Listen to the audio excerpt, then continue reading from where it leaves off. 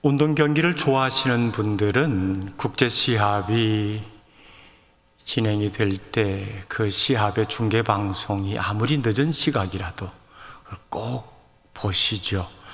최근에는 23세 이하 아시안컵 축구 대회가 진행되고 있는데요. 이것도 꽤 흥미롭게 볼만한 경기입니다. 다행히 우리나라가 또 지난 며칠 전에 일본을 이겨서 8강에 올라가고 잘 싸우고 있습니다. 또 이제 4강 준결승 올라가면은 점점 더 TV 앞에 모여드는 사람들이 많아지겠죠. TV가 없던 시절에는 이런 스포츠 중계도 라디오로만 들어야 됐습니다. 고교 청룡기 전국 야구대회, 이거 여러분도 광주 일고팀 많이 응원했죠. 이게 TV로 보는 것과 라디오 중계방송을 듣는 것은 이 감이 달라요. 라디오 중계방송을 들으면요, 운동시합에 매번 자기가 타자가 되고 투수가 돼요. 상상을 자기가 다 하거든요. 축구 경기도 그렇죠. 자기가 골 직접 넣어요. 그 시절에 이렇게 아시안컵이라든가 이런 축구 경기의 해외 중계방송에 단골 아나운서가 혹시 기억하세요? 누군지? 이광재 아나운서 기억하세요? 제 나이쯤 되시는 분들은 이 아나운서의 목소리, 특히 축구 중계 방송의 아나운서 목소리 잘 기억할 겁니다.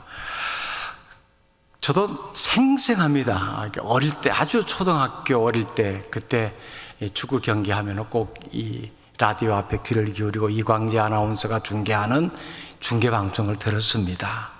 저도 가끔 이렇게 흉내를 내면서 그 시절을 이렇게 웃곤 하는데요. 고국에 계신 동포 여러분 안녕하십니까? 여기는 태국의 수도 방콕. 지금부터 아시안컵 결승전 한국과 태국의 경기를 이곳 태국의 수도 방콕에서 생중계 방송해 드리겠습니다. 이렇게 딱 나와요. 이렇게 막 중계 방송하다가 한참 전반전 진행되면요, 이렇습니다. 드디어 한국 선수 골을 잡았습니다. 문전에서 슛 하는데 지나 주파수 끊겨버리는 거예요. 얼마나 화가 나는지 몰라요. 그냥 주먹으로 라디오 막 때립니다. 제가 살던 동네가 아주 산골이어서요, 그냥 라디오 안테나 뽑아서는 주파수 잘 안 잡혀요. 그래서 거미줄처럼 이렇게 삐삐스 나는 게 피복 벗겨가지고 손으로 감아서 지붕 위에다가 매달아 놓고 그걸 라디오 안테나에 연결해가지고 주파수를 땡겨 잡아서 겨우겨우 맞춰서 라디오를 듣곤 했습니다. 결정적인 순간에 이렇게 막 지지 나면은 정말 속 타들어가지요. 애꿎은 라디오만 그때는 그냥 실컷 두들겨 맞습니다. 그 어린 나이에도 다시 주파수 맞추기 위해서 혼신의 힘을 다해서 안테나 방향 들고 틀었다가 높이 조절했다가 막 합니다. 한두 번 해보고 아이고 중계방송 못 듣겠다, 이게 안 되는 거예요. 다시 이 목소리 나올 때까지 기어이 잡아내고야 맙니다. 골을 넣었는지 못 넣었는지 확인해야 되니까요. 우리의 기도가 그렇습니다. 기도는 하나님께 주파수를 맞추는 겁니다. 대충 하다가 포기해버리면 이 주파수 안 맞죠?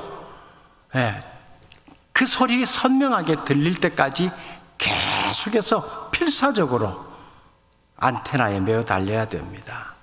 그런 사람에게 하나님의 음성이 들려지는 거지요.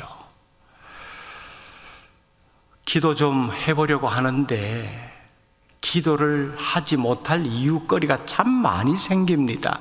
계절에 따라서 추워서, 더워서, 시간이 쫓겨서, 배가 고파서 등등의 이유가 참 많습니다. 축구 중계 하나 들으려고도 몸부림쳤던 이 상황보다 더 절박한 것이 우리의 기도 상황인데도 말이죠. 여러분, 기도하는 자리는 다양하게 마련되어 있습니다. 우리 교회만 해도 새벽에도 기도의 자리가 있고, 매주 금요일마다 블레싱 기도의 자리가 있고, 예배 시간에도 짧은 시간이지만 기도하고, 또 그룹 소그룹으로 모여서 같은 기도의 제목을 나누면서 기도하는 그룹들도 있습니다. 마음만 먹으면 주파수를 기어이 맞춰야 되겠다 라고 하는 이 의지만 있다면 어떤 형태로든지 그 하나님께 주파수를 맞추는 기도의 자리에 동참할 수가 있습니다. 어쩌면 지금 이 시대는 인류 역사상 가장 풍요롭고 화려한 때를 보내고 있는 것 같습니다. 그러니 굳이 기도 안 해도 별 아쉬움을 못 느낄 수도 있겠죠. 하지만 세상이 아무리 편리하고 아무리 신기한 물건이 쏟아진다 하더라도 기도는 결코 포기할 수 없는 겁니다. 멈출 수 없는 것이고요. 과학기술의 발달로 인해서 날마다 참 우리를 놀라게 하는 물건들은 매일 쏟아져 나오고 있습니다. 그것뿐입니까? 의술의 발달로 인해서 인간의 수명도 점점 길어지고 있습니다. 이런 세상에 살고 있는 사람들, 그 중에서 우리 그리스도인들 굳이 천국에 가고 싶어 할까요? 천국이 이보다 더 좋을까? 어렴풋이 좋다는 건 알지만은 피부로 느끼는 지금 이 생활에 좋은 것만큼 될까라고 하는 것에 대해서 의문을 가질 수도 있습니다. 여기가 좋사오니 이 모습이 점점 더 강해져 가는 거죠. 이런 좋은 면이 있음에도 불구하고 실제로 우리의 삶의, 인간 개개인의 삶의 이면 혹은 인류 전체의 삶의 이면을 깊숙이 들여다보게 되면 어두운 그림자가 짙게 드리워져 있음을 보게 됩니다. 아무리 과학이 발달해도 핵무기 한 방에 수천 수만 명의 목숨이 한 방에 날아가지요. 마음을 독하게 먹은 자폭 테러범 한 사람의 죽음으로 수많은 이유 없이 죽어야 되는 사람들도 부지기수로 발생되고 있고요. 지구 환경의 파괴, 신종 전염병 등등, 이거 하나 해결했다 싶으면 또 다른 전혀 예측할 수 없는 우리의 생명을, 삶을 위협하는 것들이 또 등장하고 있습니다. 결국 인간의 삶의 이면에는 계속해서 이 어둠의 그림자가 짙게 따라오고 있다는 겁니다. 성경은 인류의 미래에 대해서 분명하게 밝혀주고 있습니다. 멸망이라고요. 한두 번 말한 것이 아닙니다. 아무리 살기 좋은 세상, 구약시대 살던 사람의 환경과는 비교도 안 될 정도로 편리함이 오늘의 세상이지만은 그럼에도 불구하고 그때나 지금이나 동일한 내용은 인류의 끝은 멸망이라고 하는 겁니다. 그런데 현실은요, 이 멸망을 얼마나 현실적으로 느끼고 있습니까? 성경이 최후 심판에 대해서 그렇게 여러 곳에서 강조하고 말을 하고 있지만은 많은 그리스도인들조차도 어쩌면은 최후 심판 그냥 성경에 나오는 이야기지, 성경에 있는 줄 나도 알아, 이 정도. 여러분에게도 최후 심판은 그 정도의 수준입니까? 여러분, 쉽게 흘려보내지 마십시오. 오늘 본문은 바로 그런 인류의 미래사를 미리 예고편격으로 보여주는 사건 중 하나입니다. 소위 말하는 노아 홍수라고 불리는 사건이지요. 당시 모든 인간이 홍수로 심판받을 때에 노아와 그의 가족만 살아남았습니다. 왜일까요? 왜 노아와 그의 가족만 살아남았을까요? 본문 1절에서 그 이유를 말해주고 있습니다. 1절 말씀 같이 읽어볼게요. 시작. 여호와께서 노아에게 이르시되 노아 내 온 집은 방주로 들어가라. 이 세대에서 네가 내 앞에 의로움을 내가 보았음이니라. 아멘. 이유는 노아의 의로움 때문이었다라고 합니다. 노아의 의로움. 그러니까 결국은 하나님 앞에서 하나님의 진노하심을 피할 수 있는 유일한 길은 하나님 앞에서 의로움을 갖는 거라는 것을 알 수 있죠. 그러면 하나님 앞에서 가졌던 노아의 의로움은 어떤 모습이었을까요? 노아의 홍수 사건을 이야기하면서 노아가 하나님 앞에서 이런 의로움을 가졌기 때문에 그가 심판에서 살아남을 수 있었다라고 하는 구체적인 이유는 밝히지 않고 있습니다. 그냥 하나님께서 네 의로움을 내가 보았다, 이 표현뿐입니다. 노아의 의로움이 어떤 의로움이었는가라고 하는 것을 조금 더 이해해 볼 수 있는 구절이 있습니다. 히브리서 11장에는 믿음의 사람들의 이야기를 쭉 열거하고 있는데 그 중에 노아에 관한 구절입니다. 히브리서 11장 7절인데요. 믿음으로 노아는 아직 보이지 않는 일에 경고하심을 받아 경외함으로 방주를 준비하여 그 집을 구원하였으니 이로 말미암아 세상을 정죄하고 믿음을 따르는 의의 상속자가 되었느니라. 하나님이 노아에게 네 의로움을 내가 보았다라고 했을 때 그 하나님이 보신 의로움을, 네 안에 있는 믿음을 내가 보았다, 이 의미가 되는 거죠. 아직 보이지 않는 일에 대한 경고를 듣고 경외함으로 방주를 준비한 것이 하나님 보시기에는 노아의 의로움이었고 노아에게는 그것이 하나님을 향한 믿음이었던 겁니다. 결국 노아의 믿음, 하나님이 말씀하신 것에 대한 신뢰, 그 말씀하신 내용에 대한 순종, 이것이 믿음으로 나타났고 그것이 하나님 앞에서 의롭게 보였던 겁니다. 노아의 홍수 사건이 있기 전까지 노아는 그렇게 많은 비가 내리는 것을 보지 못했겠죠. 홍수라는 것을 상상도 못했습니다. 배가 필요했을까요? 홍수가 나지 않는데 무슨 배가 필요했겠습니까? 그러니까 노아는 그림을 못 그리는 겁니다. 비가 온다? 얼마나 오지? 배를 지으라고 그래서 하나님께서 규격을 정해주신 대로 배를 만드는데 이게 이 배와 비교할 다른 배가 없는 거죠. 이게 큰 배인지 작은 배인지 전혀 감을 못 잡는 겁니다. 하지만 하나님께서 사람 지었음을 한탄하시고 이 인류를 쓸어버리겠다, 홍수로 심판하겠다 작정하시고 노아의 의로운 믿음의 모습은 보존시키기 위해서 노아에게 너와 너의 가족은 살려줄 테니까 내가 너에게 말하는 이대로 배를 지어라 말씀한 겁니다. 노아는 그 하나님의 말씀을 그대로 준행했죠. 5절 말씀 같이 봅니다. 시작. 노아가 여호와께서 자기에게 명하신 대로 다 준행하였더라.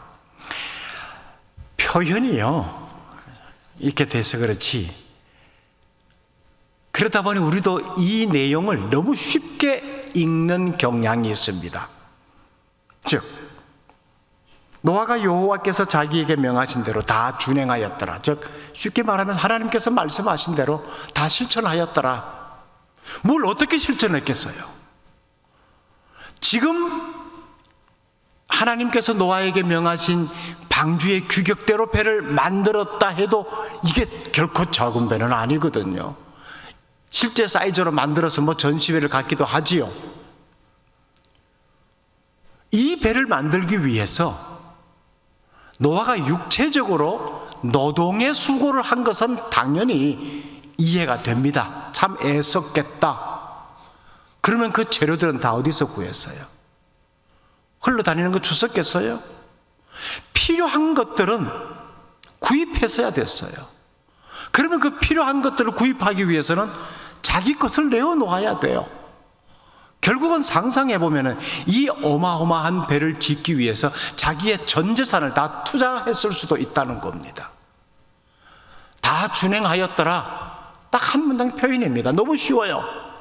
그런데 그 준행의 내용은 와, 이거 하나님이 나한테 이거 말씀하시면 내가 이거 따를 수 있겠는가? 머리 흔들 수밖에 없습니다. 안 돼요.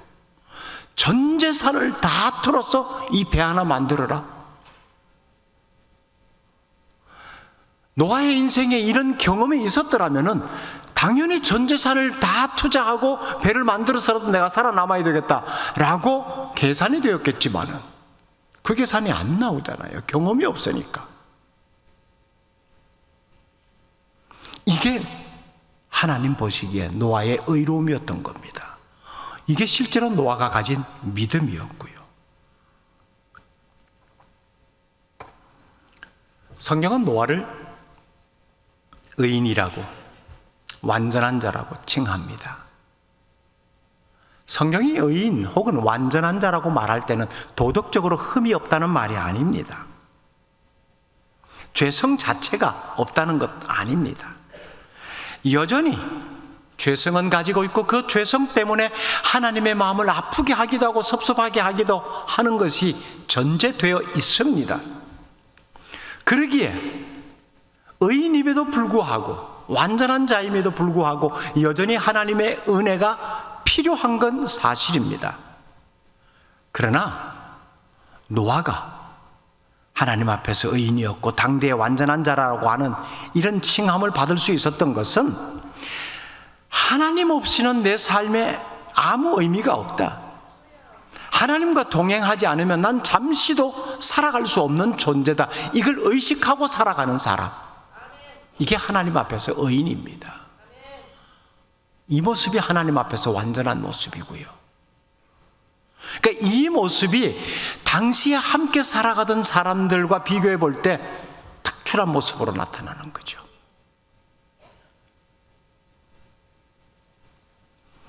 그렇게 하나님의 말씀에 순종해서 배를 다 짓습니다. 그때 하나님께서 말씀하시죠. 본문 1절 다시 보면은 여호와께서 노아에게 이르시되 너와 네 온 집은 방주로 들어가라.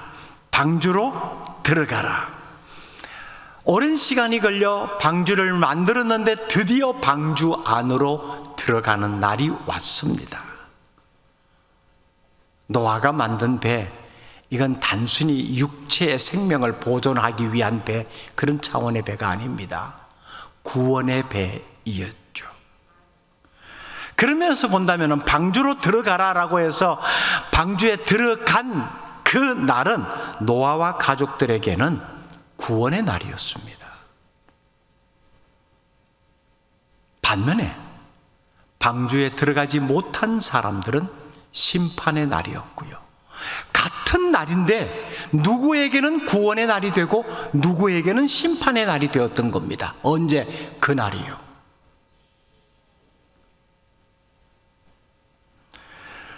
노아가 이 날을 의식하면서 자신의 전 재산을 다 투자해서 그렇게 목재를 구입하고 빈틈없이 하나님께서 말씀하신 대로 배를 만들었습니다. 방주로 들어갈 날을 머릿속에 담아두었겠죠.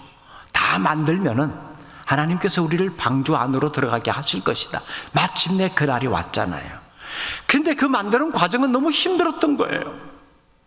그냥 망치도 내려놓고 싶고 그만두고 싶고 그냥 같이 죽고 싶다.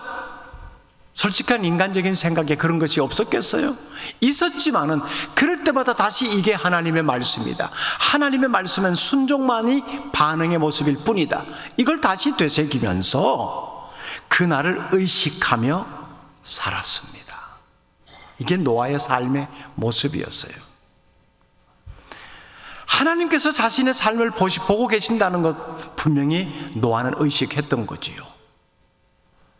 하나님께서 자신의 삶을 보고 계신다는 것을 의식하는 사람은 믿음의 길을 걸어갈 수밖에 없습니다.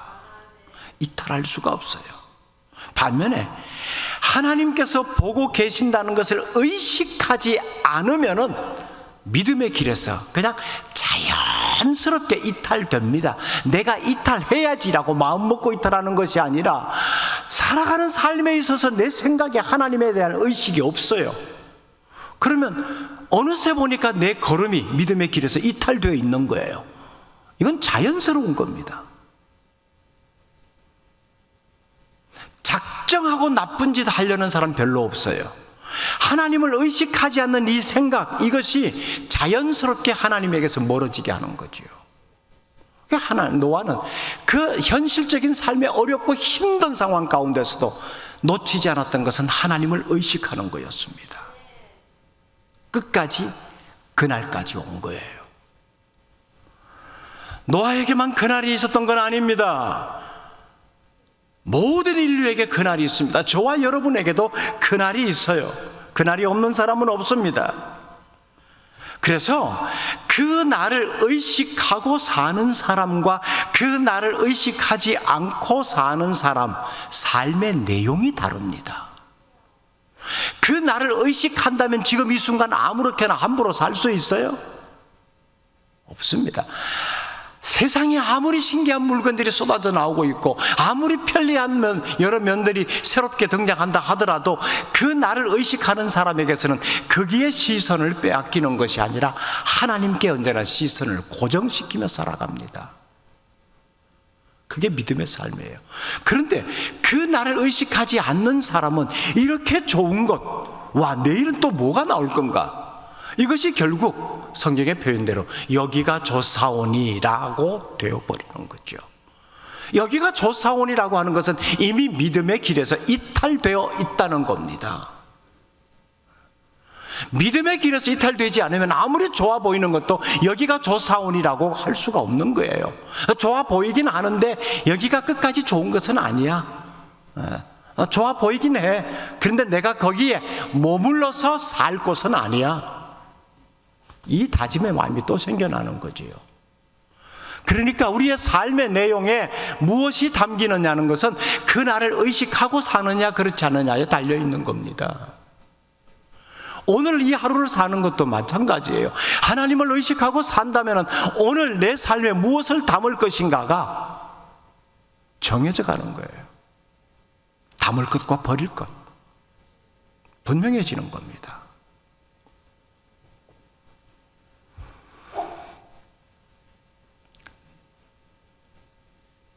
그날을 의식하며 사는 사람이 지혜롭지요. 중요한 것은 우리의 그날이라고 하는 것은 앞으로 10년, 20년 과정 생략하고 어느 날 아침에 그날이 툭 떨어지는 게 아니라는 거예요. 그날은 오늘과 이어져 나타나는 날입니다.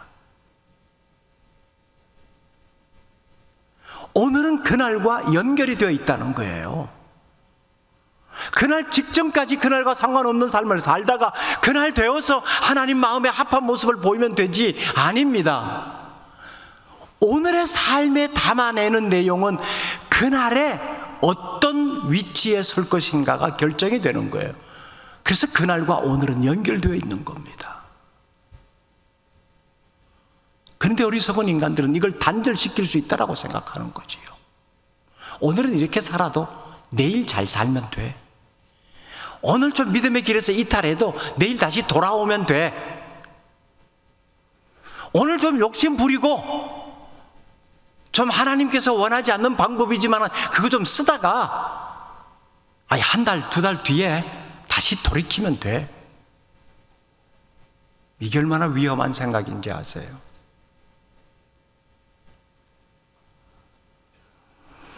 온 세상을 향한 하나님의 진노가 임할 때 살아남을 수 있는 유일한 길은 방주 안으로 들어가는 것밖에는 없습니다. 노아 시대의 노아와 그의 가족 외에는 모두가 다 여기가 좋사오니 그 시대 상황으로는 이보다 더 좋은 세상이 올까라고 생각했겠죠. 현실적으로는 그때보다도 지금 세상이 훨씬 좋은 건 맞습니다. 근데 그 시대 사람들, 그 상황 속에서는 오늘이 우리 인생의 최고의 날이었던 거죠. 그 최고의 날, 여기가 좋사오니라는 생각을 가지고 살았던 사람 중 누구 한 사람도 방주 안으로 들어가지 못했습니다. 하나님께서 그들에게 방주 안으로 들어가라고 말씀하지 않으셨어요. 문제는 방주 안에 들어와 있다라고 해서 모든 것이 다 해결됐고 이제는 됐다라고 하는 것이 아니라는 겁니다. 방주 안에 사람만 들어갔나요? 온갖 짐승 다 들어갔잖아요. 좋아요. 지금이야 웬만한 짐승이 다 애완동물이 돼서 돼지도 안고 다니대요. 옷도 입혀가지고 나 놀랐어요. 침대 옆에 같이 재우더라고, 돼지도. 원래 돼지는 더럽고 지저분한 동물이 아니었다 그러죠. 사람이 그렇게 살도록 환경을 만들어버렸다 그러잖아요. 아무튼 웬만한 짐승 동물들이 다 애완용이 되는 시대에 살고 있다라고 하지만은 그래도 혐오스럽게 보이는 것들은 있기 마련이고 그 짐승들이 쏟아내는 배설물들은 싫거든요. 모든 종류의 동물들이, 짐승들이 다 방주 안에 들어와 있는데 그들이 내뿜는 가스와 배설물들 어마어마하잖아요. 그 냄새가 좋았겠어요? 누가 치워요? 인부들이 있었어요? 치우는 사람이 고용되었어요? 니네들은 엉망진창으로 살았지만 그래도 노아가 방주를 짓느라고 수고했으니까 니네 중에 몇 사람은 방주에 들어가서 그 짐승들 뒤치다꺼리 해라 라고 하나님께서 몇 사람 더 들어보냈나요? 아닙니다. 그 뒤치다꺼리조차도 노아와 가족들의 몫이었습니다. 그 어렵게 힘들게 배를 지었는데 배 안에 들어와서도 뒤치다꺼리가 장난이 아닌 거예요. 방주 안으로 들어왔다고 다 끝난 것 아니라는 말입니다. 교회 신앙 공동체 들어와서 생활한다고 뭐 영생, 이거 내가 따놓은 거야 이제 나 구원받아서 그렇게 살 수 있는 것이 아니에요.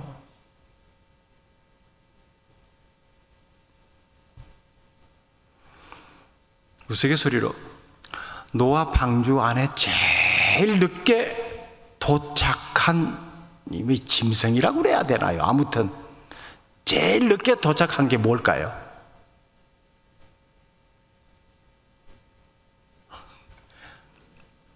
달팽이였대요. 불굴의 인내의 투지를 발휘해서 기어이 방주 안에까지 들어왔답니다. 그래서 달팽이가 들어옴으로써 비로소 방주의 문이 닫혔대요. 하나님의 인내심도 참 대단하시죠. 이게 노아가 손으로 집어서 팍 던져버리면 빨리 갈 텐데 이놈이 기어서 올 때까지 기다렸으니 얼마나 하나님의 속이 터졌겠어요. 하나님의 인내하심이 그 정도였답니다. 아무튼 배를 만드는 과정 속에서도 노아는 하나님의 말씀에 신뢰하고 순종해야 했지만 배 안에 들어가서도 이 모습은 변치 않았습니다. 이게 면제된 게 아니라는 거예요. 어쩌면 배를 만들 때는 그냥 묵묵히 만들면 돼요. 근데 이게 짐승들의 배설물을 뒤치다꺼리 하다 보면 얼마나 짜증이 나겠어요. 그걸 노아가 묵묵히 다 감당했다는 겁니다. 하나님은 오히려 어떻게 보면 현실적으로 더 고통스럽고 더 힘든 삶을 방주 안에서 보내야 되는 노아와 노아 식구들에게 중요한 것 하나를 예비해 놓고 계셨죠. 그게 언약의 무지개 아니었습니까? 노아는 아직 그걸 잘 몰랐습니다. 그러나 하나님은 노아의 그 수고로움을 다 헤아리시고 정말 큰 보상을 마련해 놓고 계셨던 거지요.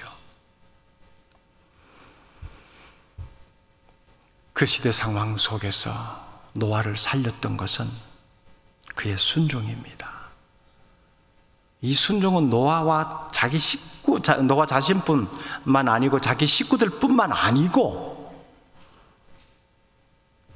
지구상의 많은 생물들을 살렸죠. 방주에 들어와서 생명체를 보존시키게 하셨잖아요. 한 사람의 순종의 영향력은 그렇게 큰 영역으로 확장되어져 갑니다. 하나님께 진심으로 순종했다고 순종한 한 사람만 복받고 끝나는 게 아니에요. 그 진심으로 순종하는 사람 주변의 사람들에게까지 복이 임하는 거지요. 그러니까 나의 순종이 얼마나 소중한가라는 것을 깨닫게 됩니다. 그날 우리에게도 있습니다. 그날은 점점 다가오고 있습니다. 노아의 때와 같이 지금도 사람들이 먹고 마시고 흥청거리면서 지금보다 더 살기 좋은 세상이 올까라고 너무 좋다, 여기가 조사원이라고 탄복을 합니다. 그러나 그날이 왔을 때 이 운명은 갈려집니다. 그날을 어떻게 준비해야 될까요? 5절 말씀 다시 봅니다. 노아가 여호와께서 자기에게 명하신 대로 다 준행하였더라. 노아가 가진 의로움, 그것이 노아의 믿음이라고 그랬습니다. 믿음이라고 하는 것은 반드시 외형적으로 보여지고 나타나질 수 있는 행동이 따라와야 돼요. 하나님께서 노아에게 방주를 지어라 그랬습니다. 알겠습니다. 하나님의 말씀대로 홍수가 올 것을 제가 믿습니다 하고 오늘 올려라 내일 올려라 하고 하늘만 쳐다보고 있었다면 그게 믿음인가요? 말씀대로 홍수가 올 것을 믿습니다 라고 하고 방주를 안 만들면 그건 믿음의 완성이 아닙니다.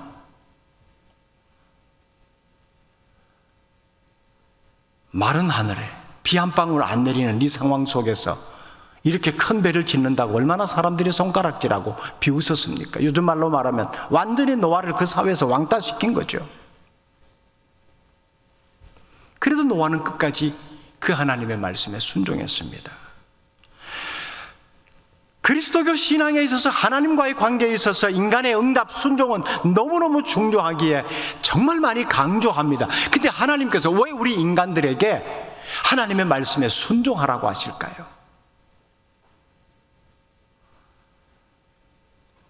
그 순종에 대한 유익함이 하나님께 있어서가 아닙니다. 우리에게 있기 때문입니다. 순종하면 순종에 대한 결과의 유익함은 우리에게 있습니다.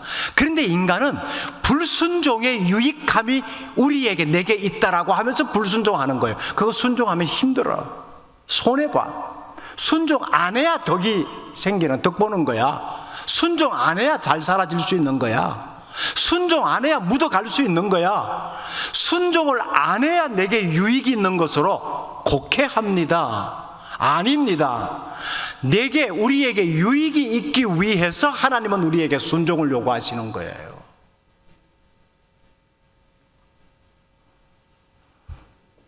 여러분 많이 경험하셨을 거예요. 어렵고 힘든 지난 날들의 사건들이나 시간들 되짚어 보면 그때 순종 안 했더라면과 그때 순종했더라면 그 결과 시간이 지난 지금의 모습에서 정확하게 해석이 되어지죠. 그거예요.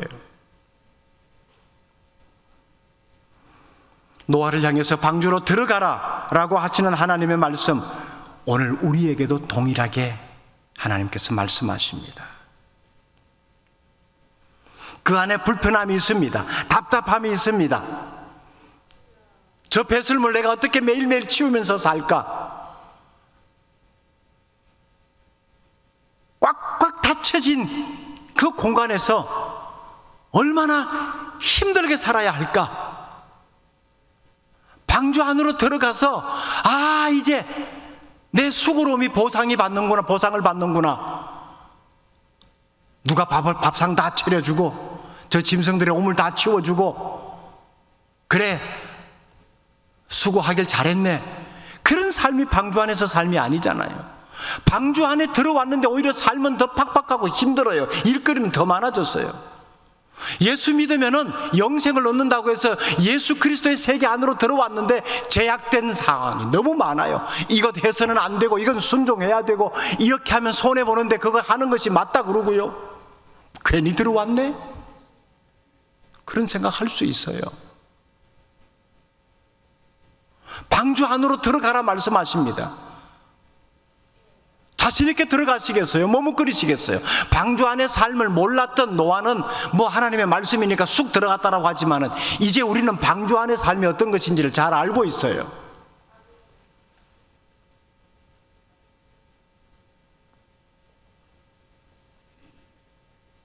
하나님이 우리를 위해서 언약의 무지개를 예비해 두셨다고 하는 사실까지도 알고 있습니다. 그러기에 어쩌면 노아보다 견디기가 더 쉬울지 몰라요. 방주 안에서의 삶 불평하지 마세요. 결과가 뭔지 압니다.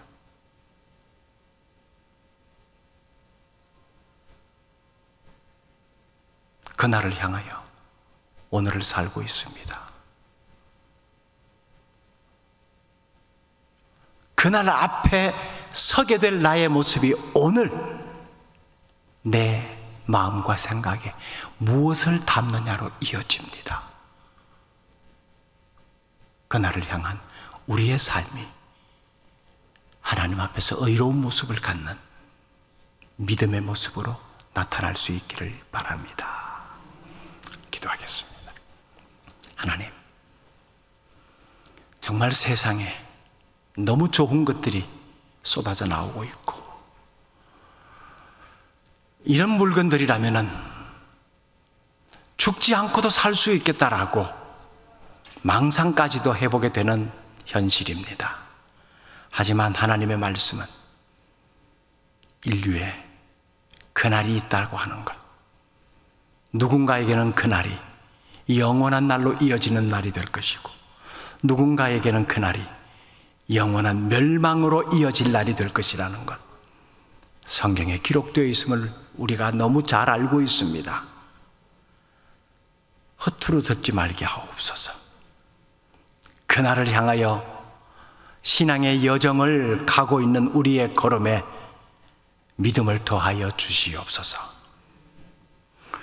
그날을 향한 오늘의 삶에 담아야 할 것 분명히 담고 나아가게 하옵소서. 예수님 이름으로 기도드립니다. 아멘.